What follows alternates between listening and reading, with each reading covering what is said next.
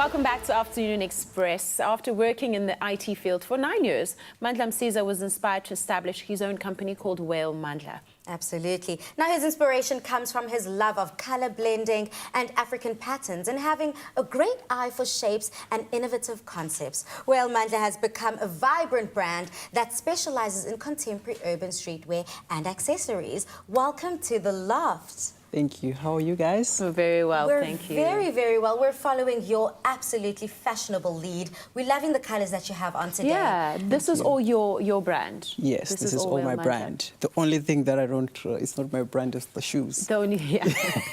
So you started out in IT for 9 years. Yes, yeah, I started in IT and then I really enjoyed it because I started as a technician and then I worked my way up, taught myself to build websites, graphic design. And then I'm busy doing programming right now. I'm actually doing more programming myself, wow, yes, wow. Besides the clothes. Okay. And before you went into IT, I'm just so interested to find out the kid that was Mandla. How did you grow up? It's like a kid that is put on a corner to find his place in the world. Growing up without a parent, without a single parent, both mother and father, you have to hustle in the world to actually make sure that you can make a success out of anything that you touch. So that's why, hence, I always work hard on each and everything that I do. And then being moved from one family to the other, not knowing exactly where you're going to end up. I still remember the time that I was at school, that I had to actually bring my parents. And then I used to play sports. Sometimes you have kids that when they're playing sports, they've got their parents that is actually being there for them. Cheerleading and then cheerleading. And then I didn't have that growing up. Oh. So as I was growing up, that has been my ambition, to say, you know what, I can do it on my own. Whatever I touch, I need to make sure that I make it work. Wow. But that's so interesting. A lot of people that have the same orphan background in that story of moving from home to home, they use that as an excuse to be delinquents. They use that as an excuse to not succeed because they didn't have a positive influence growing up. But you've taken the opposite. You've used it as motivation, as a push, as an encourager to kind of drive you. Yes. What made you choose the positive, the silver lining, and not go for the detrimental route? The detriment, if it was up to me not wanting to be successful, I always see people that are successful that motivate me every time. And then I say, you know what, the only way that you can be successful, and then you put your time in anything that you can touch, you can change it. Yes. You can change your situation with anything that you're going through. If you don't have, there's always people that can give you a helping hand, but they're not always there to take you up to the finish. They can just help you to cross a river. After crossing a river, you're on your own. You need to move from there going forward. So I always have those people that, in my life, they've been those stepping stones for me to cross the river. And then when I cross the river, I keep on continuing, saying that, you know what, I want to be successful. I need to be able to make sure that my life is in order, and then I can be able to move forward and be successful in anything that I do. That's amazing. You show such strength and resilience. Thank you. One of the things I found really interesting is you told our producers that you don't necessarily want people to know the face behind the brand. You want the work to speak for itself. What informs that decision? I'm trying to create a legacy.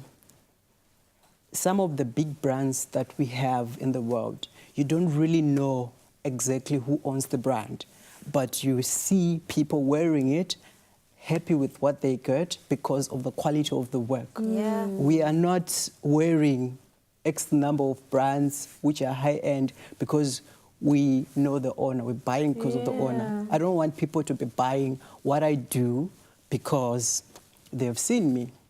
I need to work in the background. I've been working in the background. My socials, you don't see me as the person who's up front because I want my work to speak for itself. And you want to focus on the quality. On the quality, not the You're quantity. also a motivational speaker. Yes. I motivate young kids at schools. We did about 2 talks last year. And then with that, we actually like emphasize to say, okay, you know what?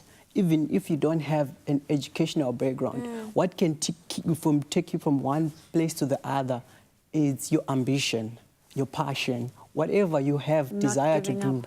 up. Exactly. You've got information is flowing right now everywhere that you can be connected to the internet. You can research anything that you Yeah. want to do, and then you can be able to push yourself with boundaries.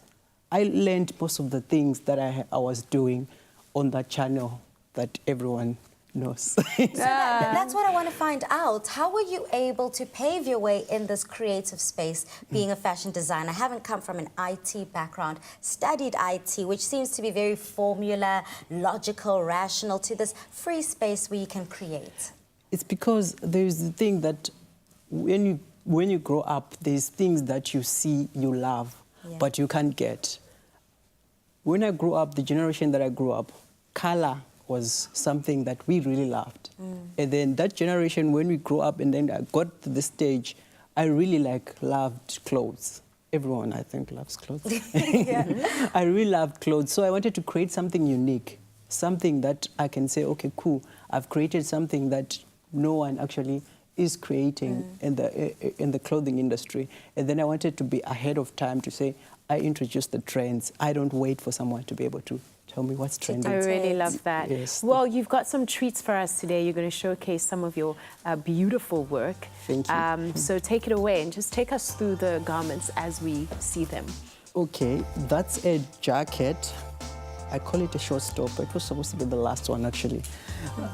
With sort of like a retro dress.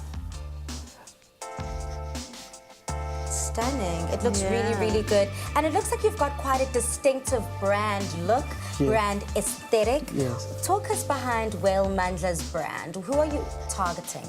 I'm targeting your middle class, Okay. people that want quality over quantity, and I'm targeting people that wants to be funky.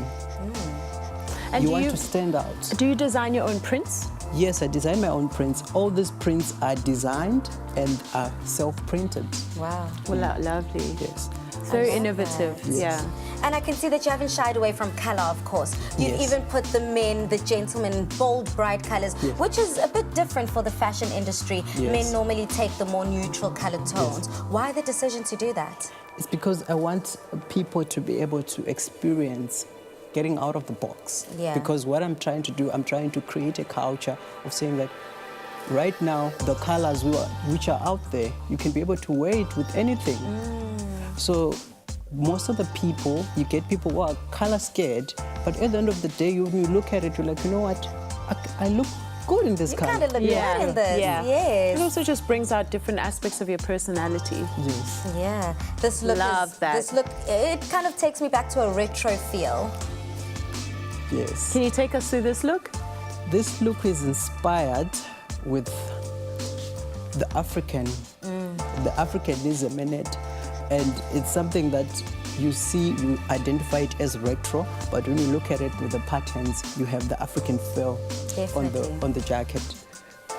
And of course, what you're wearing today, looking in wardrobe, I was obsessed with your jacket. Yeah. I remember saying to you that this is what I want to wear. It's that kind of oversized bomber boyfriend look that is so on trend right now. Yes. But you shared with me that this is a limited edition. This is a limited edition because this fabric, it's lace combined with scuba. Okay. And then it's padded, so it was like bonded to be one.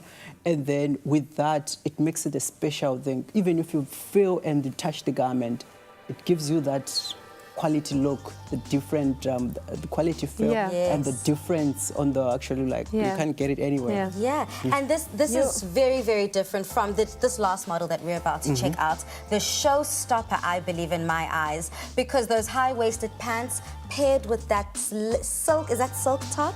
Or is Yes, it that- satin? That's a silk top. Stunning. Talk us through Your craftsmanship is beautiful. Thank you. Yeah. Thank you. So that is my new latest collection. I'm going into women's wear right now. I've been playing it safe, going to doing sport wear, and a sporty vibe. Right now, I'm actually going into female, and then male, like more formal, Yeah. but with the colors which are bold as well. I love it. Absolutely.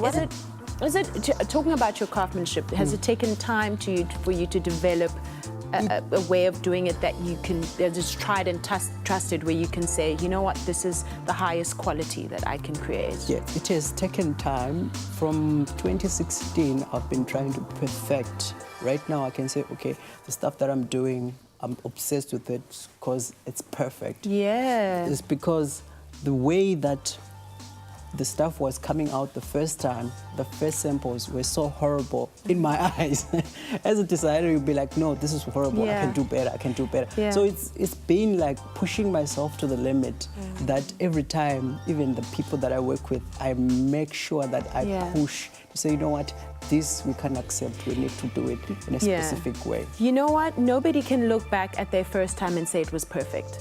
It's always a learning curve. But these people were lucky that they can just hit the jackpot on the first time.